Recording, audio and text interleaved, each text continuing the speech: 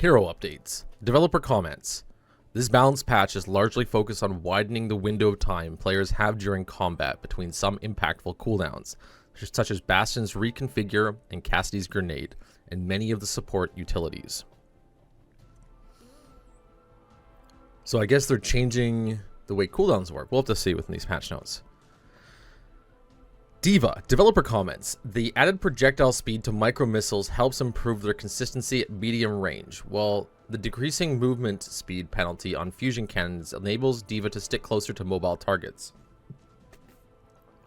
making her more of a threat when diving into the enemy team. Fusion cannons. Movement speed penalty reduced from 40 to 30%. Micro missiles. Projectile speed increased from 40 to 50%. Personally, I'm not too happy about this. I don't like this slow increase of power on every single one of the tanks, and we are seeing a significant increase in power across all of the patches, across a variety of different setups for these heroes. Diva has already been buffed like crazy, and Diva is actually already one of the most unfun characters to play against because of how she removes your shots from the battlefield. It's okay to fight up against the Diva for a small bit because you can kind of take a few shots and whatever, but when she's up in your face and she's using her cooldowns properly, it's a nightmare. It's an absolute nightmare. So the fact that they've given her more opportunities to throw that defense metric over top of you and more opportunities to do damage to you, she was already in a really good spot. Unless you're up against Zarya, but she already was really good against the vast majority of tanks. Doomfist. Developer comments. This change will give the stunned player more opportunities to react to Doomfist following a wall stun. Minimum wall stun duration decreased from 0.25 to 0.15 seconds. Maximum wall stun duration decreased from 0.75 to 0.6. Doomfist was already relatively weak in this perspective, and if you, at least I felt in Diamond, especially as Ana, if you prepped for the Doomfist punch with a good nade or a sleep, he was kind of useless anyways. I imagine this is for other situations where heroes, or where probably even some characters are finding, and some players are finding that they can't react to the Doomfist play, especially to up in higher elos, where the Doomfist is really good, or in lower elos where people are probably just getting punched and punched and punched and punched. Might be a good change. I don't know if nerfing Doomfist was the way to go, though. Winston. Developer comments. Increasing the range of the alternative fire will give Winston some more flexibility in positioning while dealing damage from range. Secondary fire range increased from 30 to 40 meters. This is actually a significant change. We're looking at a 33% increase in damage range, which I don't know. We'd have to do some testing on this to see, but I feel like Winston's laser beam should only go as far as his jump. And I felt like that's kind of how far it went before, because I don't feel like Winston should be able to contest, let's say, a Widowmaker without going and dealing with the Widowmaker. Having to shoot at the Widowmaker from a distance isn't really the positive choice I see within Winston's play. We have tried what's called a sniper monkey playstyle in our Sunday scraps, where we basically remove Winston's primary fire and just give him the shot and jack the power way up, and it works and it feels okay for some instances. But if we're putting more weight on that ability, I don't think that's a good one either, because while that ability isn't part of Winston's core kit, it's not what makes Winston fun, and it's not what adds to the combo of the Winston playstyle. It does. I'm not going to talk. We can break down the Winston details some other time. It's totally fine. Damage sections. We've gone through the tanks. Bastion. Configuration assault. Cooldown increased from 10 to 12 seconds. Weapon spread increased 10%. I recently have been playing a lot of Bastion. We've been winning like crazy on Bastion, and because Bastion is Bastion right now. It's just a little bit too powerful. The cooldown for the configuration, that's going to make it feel bad. I'm okay with giving that nerf, though, too, because A lot of the times I would use configuration actually to save myself as opposed to making a play on certain things where I'd wait until they try to aggress on me, but then I'd also set myself up so that I can turn into turret form and they would jump, I'd turn into turret form, mess them up, and survive that way. So I think this kind of turns it from having 2 turret forms a fight to maybe 1 turret form a fight, 1.5, one at the very end if you kind of get it together. So it's okay. Cassidy, magnetic grenade. Actually, well, let me pull back. Weapon spread 2. Not a fan of that at all. Hate that. I hate weapon spread. I hate it. I think it's stupid. It takes away skill. You're adding randomness to the hero. You're making it harder to get kills. You're actually you're turning Bastion more into a Moira than you are turning him into a Bastion, which is not fun, not good. A lot of bad choices here today, Blizzard, at least from my perspective. A lot of bad patch note decisions. Let's keep going. Cassidy, magnetic grenade cooldown increase from 10 to 12 seconds. Again, wow, okay in terms of having to deal with it all the time. I think this is rather a relatively useless change. I don't think Cassidys have been throwing multiple grenades a fight. And usually if a Cassidy throws a grenade, the fight is over. That's the end of the fight. There's no extra stuff to that. It is, oh no, somebody's jumping me, throw the sticky grenade, kill them. That's the end of that. If the sticky grenade gets blocked, I don't really see there being a second option to go in and re-engage with with the second grenade. So I don't know what the purpose of this is. I guess maybe it's to really deal with the higher elos who are getting the most value out of every single ability, so that extra 2 seconds will matter, but I think relatively ineffective. May. There's a lot of big changes on May. Developer comments, with some of the recent changes, May is now slightly overperforming. Her improved primary fire damage output is good for her role, so rather than adjusting further, we're instead targeting her more commonly frustrating crowd control aspects of its slowing effect. Endothermic blaster, slow effect decreased from 40 to 30%. I think May is a mess right now. May is an absolute mess of a hero. Now we got Sombra next. Sombra's a bit of a mess of a hero right now. But we don't know where May's power comes from at all. We don't, May is the general off tank. And a lot of the times, I'm finding, of course, Reaper and May and these larger health pool characters, Bastion, are taking roles of the off tanks in the 5v5 Overwatch format. There is no direct place for May, and there used to, let's say, not be. Players used to be like, well, there's no place in the way we play Overwatch to have May. That was fine. But May had a very specific setup into how her job was to slow the enemy pace down, as I hit my microphone stand. Slow the enemy pace down and break the enemy team up. I don't know if they're doing that anymore. It feels like they're leaning more towards May being just a DPS character. Someone that pushes damage out, which is extremely dangerous from a balancing perspective, because you start to lose. People always prefer to pick the safer heroes that can fight on the front line as opposed to a hero like Genji or Tracer. And when May is meta, when Bastion is meta, the game isn't fun because they slow down the game. That's really what they do. They slow down the game. Now, I do believe there needs to be something that slows down the game, which is part of the reason why Overwatch has become so unfun over the past while, or at least why a lot of instances it seems more chaotic. It's because there's less playstyle variation. And that's a good thing and a bad thing. It means we have less lower lows where the game feels like crap, but we also have less higher highs. And so these kind of changes with May, they decrease the amount of variation and the amount of fun that we can have within the game. But I'm not going to go into that detail too much. Sombra EMP ultimate cost decreased by 10%. Sure. I'm happy with that.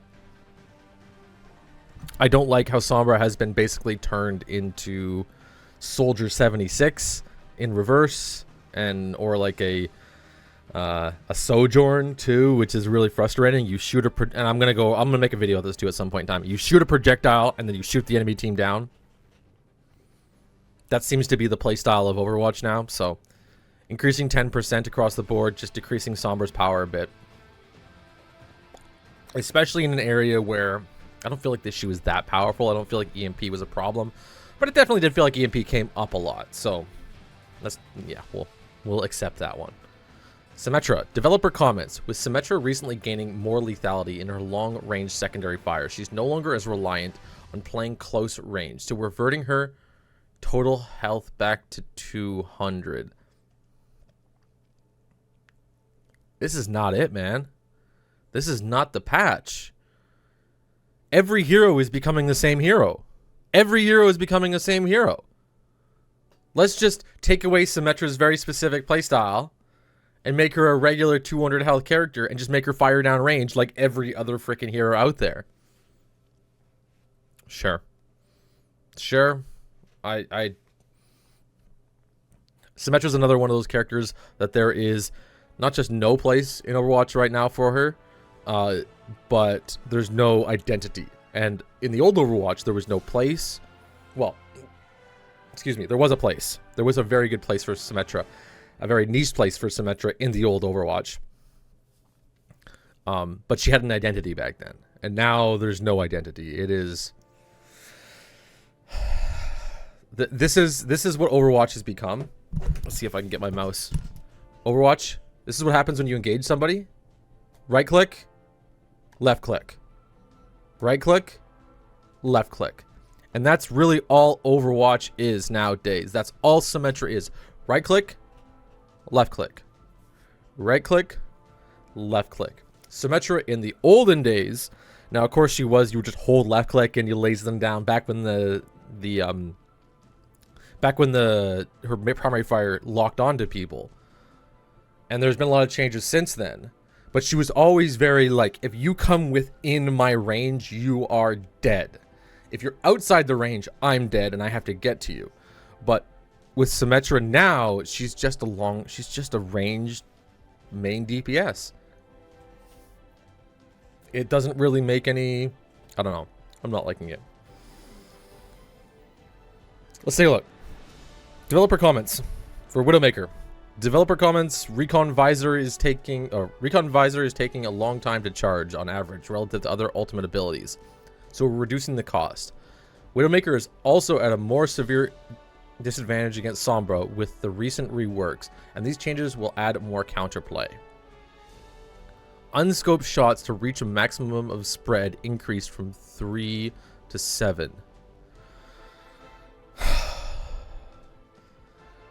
We're making Widow 76. Simple as that. Widow 76. I don't know why.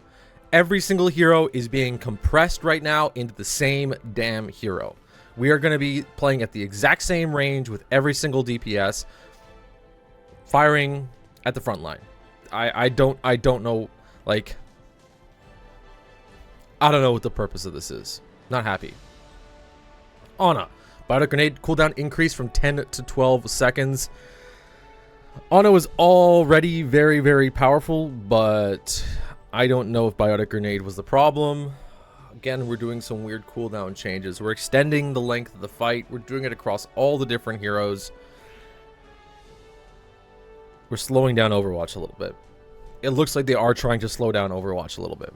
So, Immortality Field health decreased, well, with Baptiste, from 150 to 125. Sure, not much of a change. And cooldown increased from 23 to 25 seconds. So it looks like we're adding 2 seconds across the board to most larger abilities. I don't know.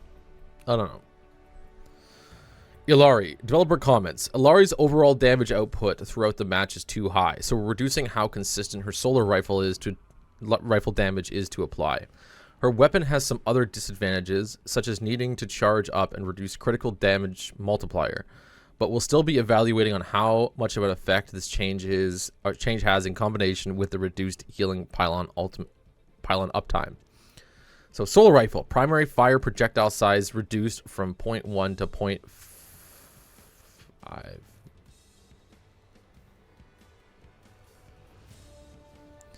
Primary fire projectile. Is it a? It's not a projectile, is it? It's not a projectile. It's a hit scan. So the hit scan already had a size to it.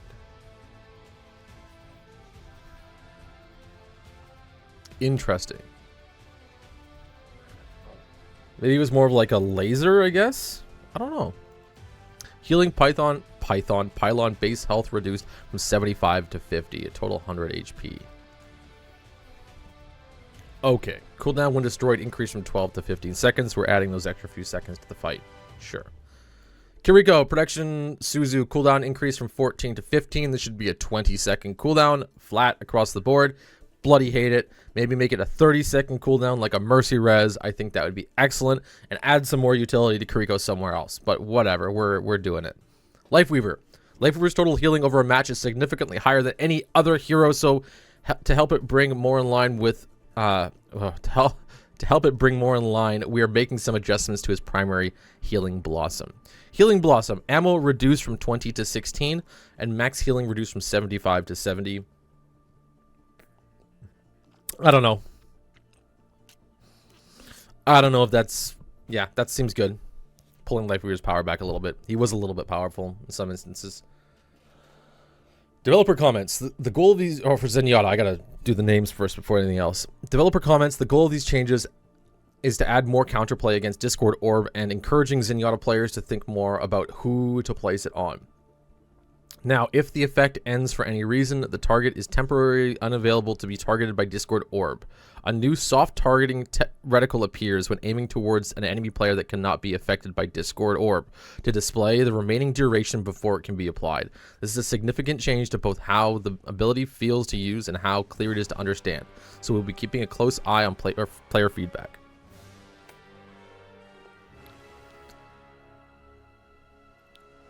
Base health increased from 50 to 75. So they're increasing Zenyatta's health.